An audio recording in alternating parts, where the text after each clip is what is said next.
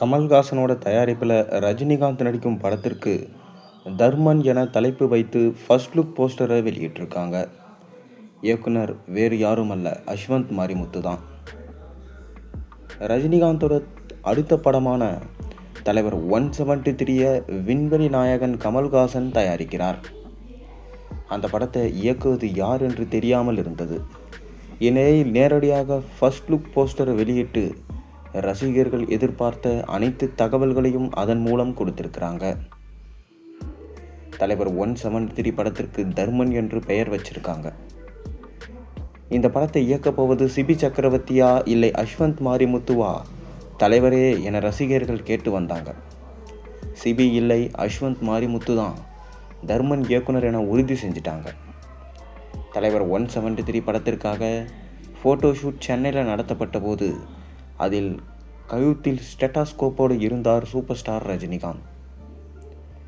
அதனால் அஸ்வந்த் மாரிமுத்து படத்தில் டாக்டராக நடிக்கிறார் தலைவர்.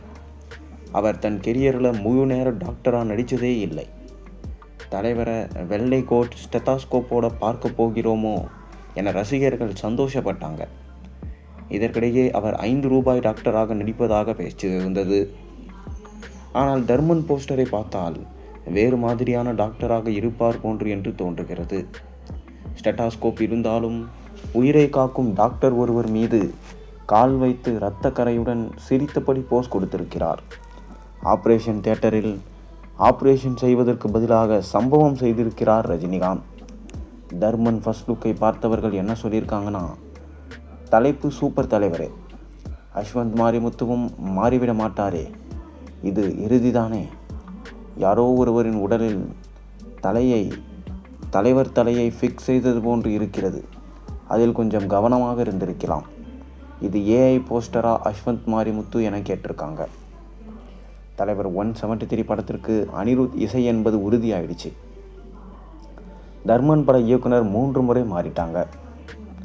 முன்னதாக ரஜினி படத்தை இயக்குவது அவரை வைத்து அருணாச்சலம் எனும் பிளாக் பஸ்டரை கொடுத்த சுந்தர்சி என அறிவிப்பு வந்தது. ஆனால் அறிவிப்பு வந்த வேகத்தில் தான் தலைவர் படத்தை இயக்கவில்லை என்றார் சுந்தர்சி. ரஜினி சார் படத்தில் ரொம்ப ப்ரெஷராக இருந்ததால் என் விருப்பப்படி எந்த முடிவும் எடுக்க முடியாத சூழல் என்று பின்னர் விளக்கம் அறிவித்தார். சுந்தர்சியை அடுத்து சிபி சக்கரவர்த்தி தான் இயக்குனர் என அறிவித்தாங்க. தலைவர் படத்தை எல்லாம் இயக்குகிறார் சிபி என்று அவரை கலாய்த்தாங்க சிவகார்த்திகேயன். ஆனால் அவருக்கு அந்த வாய்ப்பு தங்கவில்லை. தலைவர் 173 படத்திலிருந்து சிபி விலகியது ஏன் என ரசிகர்கள் கேள்வி எழுப்பினாங்க.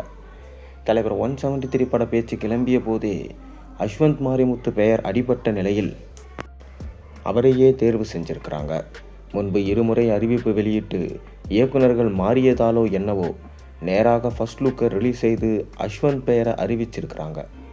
தர்மன் படத்தை அடுத்து தான் நண்பன் கமல்ஹாசனோடு சேர்ந்து நெல்சன் திலீப்குமார் இயக்கத்தில் நடிகர் சூப்பர் ஸ்டார் KHRK படத்தில் நடிக்கிறாரு.